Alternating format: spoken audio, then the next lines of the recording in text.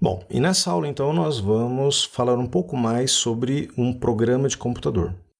Então, na aula passada a gente viu que um programa de computador é uma sequência de instruções que você escreve e você passa para o computador. E que você pode usar então diversas linguagens que estão à sua disposição. Se vocês já tiverem curiosidade, vocês podem buscar na internet, existem vários sites com bastante material gratuito em relação a essas linguagens. Vocês podem buscar também no YouTube uma série de vídeos com aulas gratuitas a respeito de todas essas linguagens de programação. Então, se você for uma pessoa curiosa e realmente quiser seguir o caminho da programação, basta que você acesse esses sites e estude o material que está lá disponível. Agora, quando a gente fala então em fazer um programa de computador, nós temos que escrever o que nós chamamos de código-fonte. Lembra que era um daqueles termos que a gente falou na aula passada, desconhecido? O que a gente entende por código-fonte, né? Código vem de codificação, você vai codificar, você vai usar palavras-chave. São as instruções que você vai passar então para o computador. E por que fonte? Porque é de onde o computador irá ler, né? É onde ele vai buscar as instruções para que ele execute determinados procedimentos. E existem diversas linguagens com diversos códigos diferentes, né? Com instruções diferentes, que vão ser escritas também de maneira diferente. Por exemplo, essa é uma linguagem que eu aprendi ainda na época da minha faculdade, que hoje em dia não está tão utilizada assim, mas é o COBOL, né? Existia uma regra ali, olha só, a maioria dos comandos eram passados em letra maiúscula, ok? Existia uma série de regras que você tem que seguir para definir variáveis, para montar a estrutura do seu programa.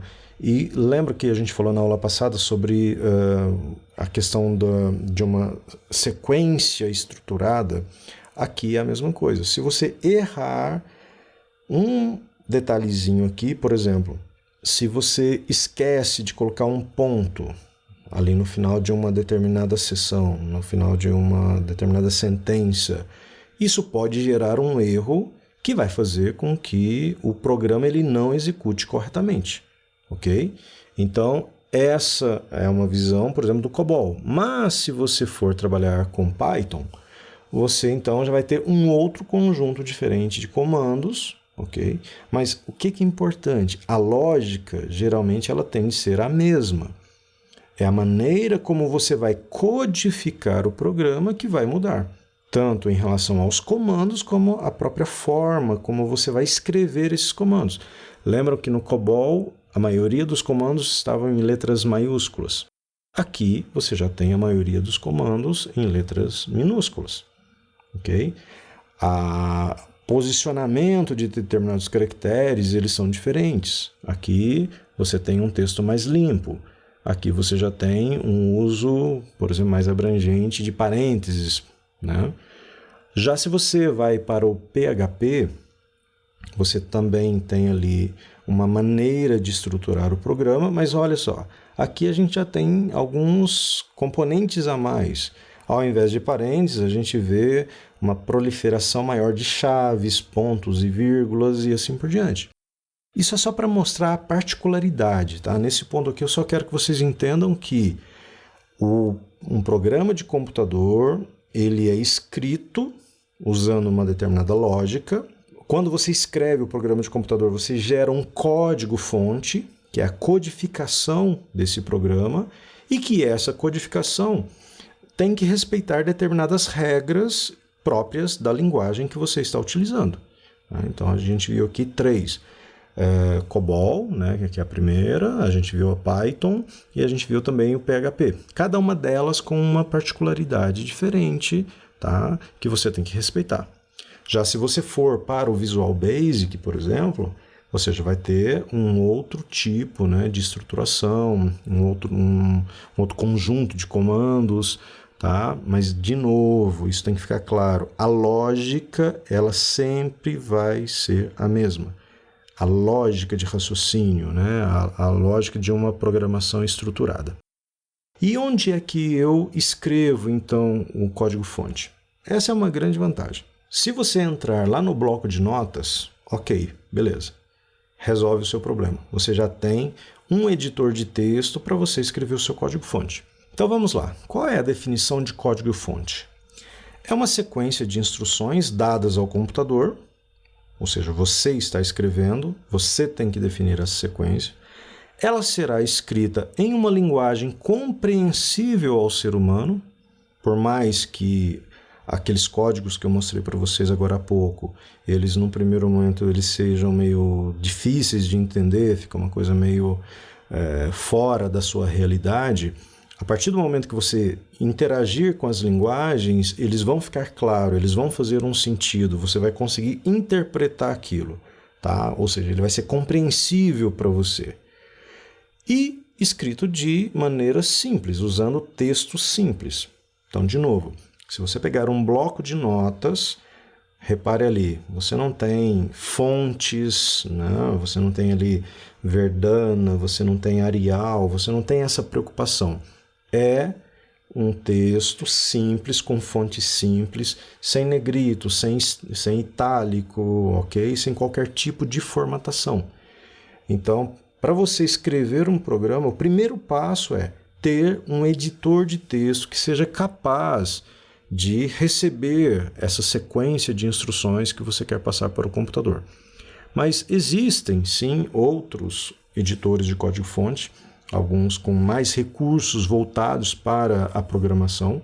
Okay? Um que eu gosto bastante é o Brackets, que é o terceiro ali da listinha. Okay? Ele te dá alguns recursos, né, na hora de você organizar os seus textos, colocar comentários. De repente pode ser um até que a gente possa usar aí ao longo da disciplina, tá ok? Mas nesse momento o que importa é isso. O que é um código-fonte? É a estrutura do seu programa, né? É o código que você escreve usando um editor de texto e que futuramente será convertido então em um programa de computador.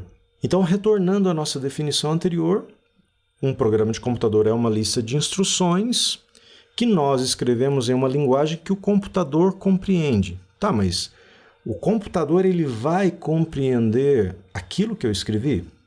Não necessariamente. Por quê? Porque o computador ele entende o que nós chamamos de linguagem de máquina, que é também uma representação para as instruções em um nível mais básico, no nível dele, que um computador pode executar. Então, essa codificação que a gente está vendo aí na tela é uma codificação que nós chamamos de codificação hexadecimal. Essa codificação o computador entende. Agora, imagine só nós, humanos, escrevendo dessa forma. Seria, de repente, um tanto quanto difícil. Bem mais difícil do que se a gente usar uma linguagem mais próxima do nosso entendimento. Então, para que haja essa tradução, né, nós vamos daqui a pouco ver que há necessidade de se usar ou um compilador ou um interpretador, que também são programinhas de computador que vão fazer a tradução. Então imagine o seguinte, nós humanos falamos uma língua, o computador fala a linguagem dele, que é a linguagem de máquina. Okay? Então, no meio do caminho, nós vamos precisar ter um agente fazendo uma tradução do que nós queremos, né, do que nós escrevemos, passando isso para a linguagem dele. Então, para a gente sair do código-fonte e para o código de máquina, né, o passo a passo é mais ou menos o seguinte. Os programadores vão escrever o código-fonte, só que eles têm um desafio de fazer com que o computador entenda isso, né? Então, há a necessidade de ter um processo de conversão desses sistemas para um processador que a máquina entende, para uma linguagem que o processador seja capaz de interpretar e passar essas instruções para a máquina. Então, nós temos aqui duas opções. Ou nós podemos, nesse processo de conversão, utilizar um compilador ou então utilizar um interpretador. E qual é a diferença? Vamos analisar primeiro o compilador. A sequência seria mais ou menos o seguinte: o programador, ali do lado esquerdo, ele vai escrever um código-fonte. Só que o computador ele precisa entender isso para que o usuário ele possa interagir com ele. Então, quando a gente usa um compilador, o compilador ele vai converter o código-fonte em um executável, ok? Esse executável ele já estará na linguagem da máquina e quando você criar o executável, ele vai ser transferido para a máquina do usuário e lá o usuário pode, de maneira independente, executar o programinha. Qual é o detalhe aqui? Reparem, eu, do código-fonte, crio um executável. São duas partes distintas. No computador do usuário não precisa ter um código-fonte. O código-fonte ele não necessariamente estará na máquina do usuário. A partir do momento que você faz a compilação, você cria um programa independente do código-fonte. Então, eu posso estar aqui na minha cidade, criar um código-fonte, fazer a conversão, gerar um executável e mandar para uma outra pessoa em outra cidade. Okay? Não tem problema algum. A pessoa ela vai executar aquele programinha de maneira transparente, okay? Sem qualquer dependência de quem o criou. Agora, quando eu utilizo um interpretador, a coisa já muda mais ou menos de figura. Por quê? Porque para eu executar o programa, eu preciso do código-fonte na minha máquina. Se eu não tiver o código-fonte, não vai haver execução. Por quê? Não há um processo de geração de um executável como na etapa anterior. Eu tenho que ter na minha máquina o código-fonte e o interpretador. Isso é muito comum quando você vai rodar um determinado programa que utiliza um código web, por exemplo. Se na sua máquina não tiver um Java instalado, por exemplo, o programa ele não vai ser executado. Ele vai falar, olha, é preciso que você instale esse programa na sua máquina para que eu consiga fazer a execução correta. Né? Então, neste caso, há uma dependência. Enquanto no outro, né, o código-fonte era compilado em um programa executável, existem sistemas, existem programas que você gera o código-fonte e manda esse código-fonte para o usuário, que junto com o interpretador, então, vai conseguir fazer a utilização correta. Por quê? Porque o interpretador ele vai fazer o mesmo papel do executável, mas ele vai fazer praticamente em tempo de execução. E qual é a vantagem? Quais são os prós e contras de se usar um compilador ou então um interpretador? Quando você utiliza um compilador, geralmente é mais rápido. Por quê? Imagina só, uma coisa é você já pegar um texto traduzido. Outra coisa é você pegar um texto que um tradutor ele tem que ler e ir traduzindo para você ao mesmo tempo. A mesma coisa, imagina só você assistindo um filme que já vem dublado. Outra coisa é você assistir um filme legendado que você tem que ler e interpretar aquilo. Qual processo é mais rápido? Claro que o dublado ele é muito mais fácil de você compreender. Então, ele vai exigir menos esforço de você. Aqui é a mesma coisa. O programa compilado ele já vem traduzido, vamos dizer assim. No interpretador, geralmente ele é mais lento porque há que se ter essa tradução em tempo de execução. O compilador, você pode utilizá-lo em plataformas específicas. Então, por exemplo, você vai ter ali um ambiente Windows, ou um ambiente Linux, ou um ambiente Mac, né? Macintosh. Então, os programas geralmente que são criados para determinados sistemas operacionais, eles são compilados. Por isso que você pegar, por exemplo, Word, PowerPoint, Excel, você tem uma versão de Word, PowerPoint, Excel para Mac e você tem uma versão de Word, PowerPoint, Excel para Windows. Um não vai rodar no outro. Agora, vamos pegar um outro caso no interpretador. O que são essas múltiplas plataformas? O mesmo código-fonte, você pode rodá-lo, por exemplo, em um ambiente Chrome, né, do Google, ou você pode rodá-lo num Firefox. Então, não tem problema você trabalhar com essas plataformas diferentes, porque os programas eles estarão habilitados a fazer a interpretação correta do seu código-fonte. Outra vantagem e desvantagem do compilador e do interpretador. Quando você compila, você não dá o seu código-fonte para o usuário. Quando você usa o interpretador, você dá o código-fonte para o usuário. O que isso quer dizer? Que em um programa compilado, ele não vai conseguir entender como você criou aquele programa. Só que se você dá o código-fonte para alguém, esse alguém ele pode muito bem pegar esse código-fonte e modificá-lo. Ou, a partir dele, entender como você criou o programa e criar um para ele, ou melhorar a sua versão, vamos dizer assim. No compilador, o seu programa ele estará pronto para usar. Quer dizer, basta que você instale ele na sua máquina, clique ali 2 vezes, ache o executável, ele automaticamente começa a execução, né? É uma coisa imediata.